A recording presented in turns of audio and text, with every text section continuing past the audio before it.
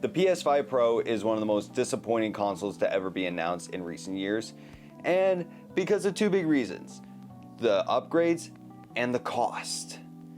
It cost $700. $700.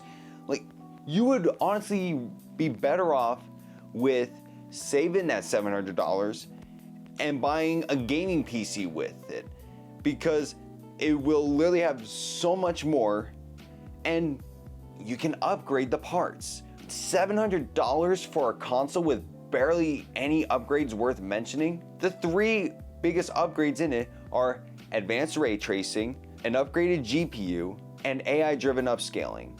The PS5 Pro doesn't need an upgraded GPU for faster rendering on games because the regular PS5 is already fast enough. Like, there were barely any loading screens in Spider-Man 2. That seems pretty fast enough to me. Like, why do we need to focus on those upgrades? And advanced ray tracing?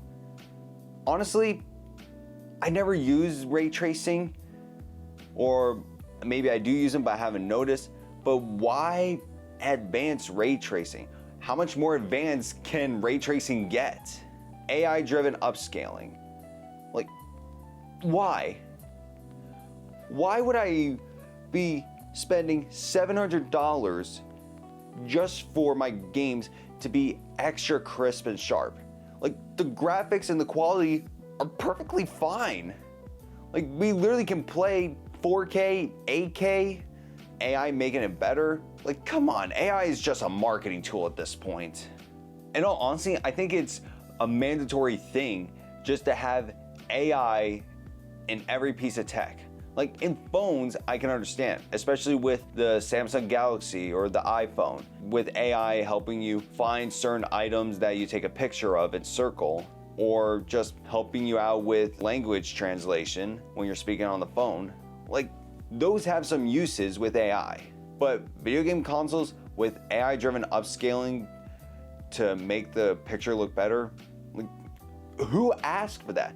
No, better yet, who asked for any of these things? And this hurts so much as a PS5 owner and a fan of PlayStation and someone who likes Sony. Heck, I'm recording on a Sony camera right now. I have a PS5 right here. I bought it because I think it's better than Xbox personally.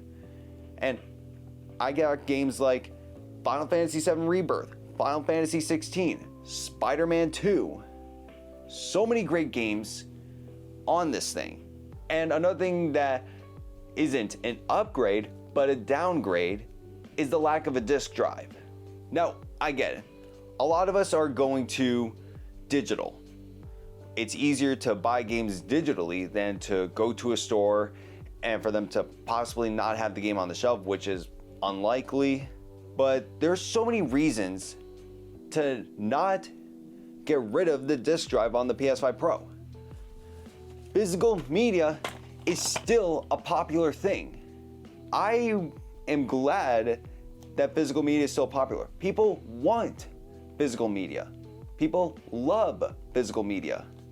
My buddy Nick, he talks about physical media being so great and how bad it is for everything to just be all digital. Honestly, it makes no sense on why physical media is not focused on, especially with new consoles, because people still want them. There is one thing that I've been looking forward to from PlayStation for a long time, and it's not even a thing yet.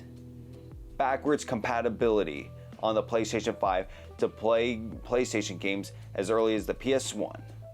And that is honestly something I give Xbox credit for, because the Xbox Series X is able to play games from the original Xbox. Now, I don't know if it's 100% compatible with games from the Xbox and the Xbox 360, but I know it has a large library for backwards compatibility.